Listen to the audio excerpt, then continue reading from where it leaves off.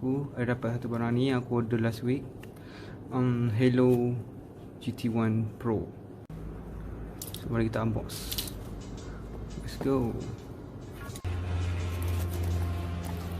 Nanti dengar bunyi dia.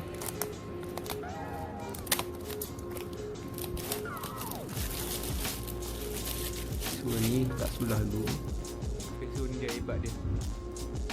Dalam ada katil lagi. So tu buka tengok. Berat juga dia punya ni berat juga. Dia ada left sini, ada right kat sini tulis. So kita buka dia punya ni. Punya size dia lebih kurang sama dengan GT1, Haylou GT1. Bentuk pun sama. Kita beza dia punya ni. Belakang dia bulat macam tu, rounded. Dia ada mic kat sini, kat bawah ni ada mic. Sini pun ada mic dia. So ni aku dah pasang dengan small earbud. Dia ada 3 earbud dia bagi. Small, medium dengan big. So depend dengan size dengan korang lah. Ini dia bagi sekali dengan poket.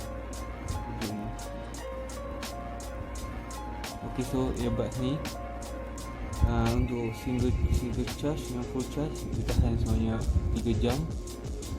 Untuk masa charging dia take time dalam 1 jam setengah. So untuk case ni dia ada 800 mAh macam aku cakap tu. Yang charging time untuk full battery ni dalam 3 jam lebih. So dia tahan, kalau full battery ni dia tahan 25 jam total hours. So kita boleh charge dalam 5 kali macam tu. So while kita charge jangan keluar lampu. Dan bila masa kita buka ni pun jangan keluar lampu indikator ni.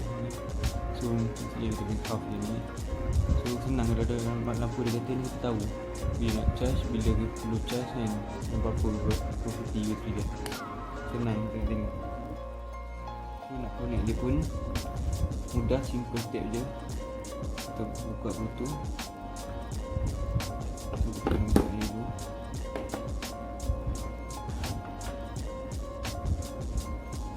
Nanti dia akan keluar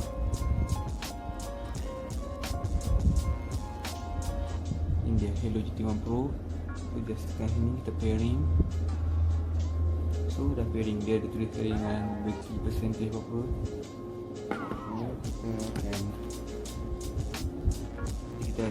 Nanti kita masukkan ini balik.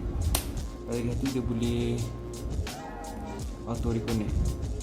Bila kita buka dia akan auto reconnect. Tengok ni. Over dia. Kita tengok ni. Buka bluetooth dan buka charging port ni.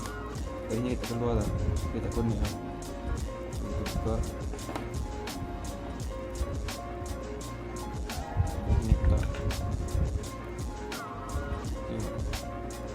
Dia auto reconnect kan. So cepat, mudah, senang. So aku try command ni pula. Dia ada command dia, touch command ni. So kita try buka lagu.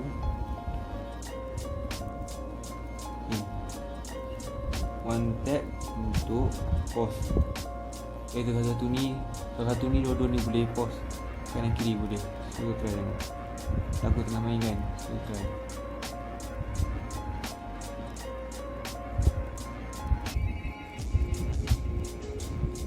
Pause. So aku akan play balik. Ok, dia play balik. Then aku akan pause sebelah kiri. Urat ni sebelah kiri. Dia pause.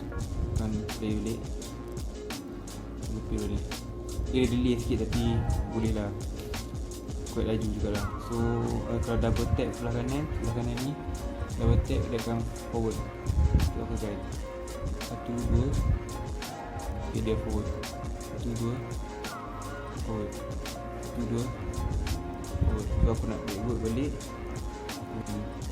Aku nak tap dalam video untuk backward balik track ni.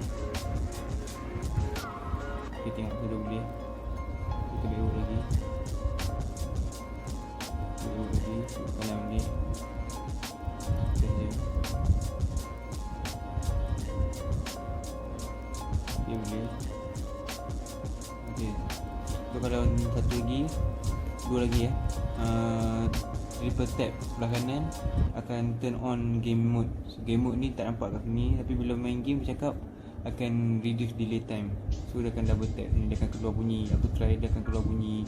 Dia akan cakap yang dalam ni, yang dah game mode dah turn on. Double tap kat sini. Ini turn on dan turn off. Kalau sebelah kiri pula untuk panggil Google Assistant. Kita try 1, 2, 3. Okay, tu Google Assistant dengan display. Yang tu. Okay, so sekarang aku nak try dia punya voice dia, quality okay ke tak. So hampa sendiri akan decide, nanti hampa komen kat bawah yang mana elok lagi. Okay, so aku akan try buka lagu kat sini. Yang ni tak pakai mic pun sebab aku tak sini. Tak connect dengan handphone pun. Tak connect dengan handphone pun. Nanti lepas ni aku akan connect dengan handphone yang aku record ni. So dia akan sendiri tengok mic dia okey ke tak. Aku buka voice paling tinggi lah.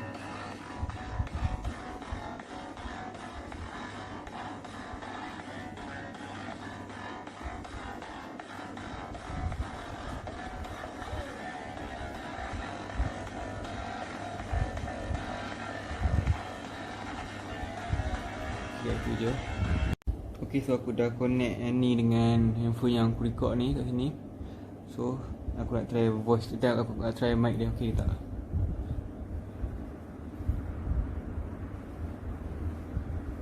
So aku letak mic kat sini senang.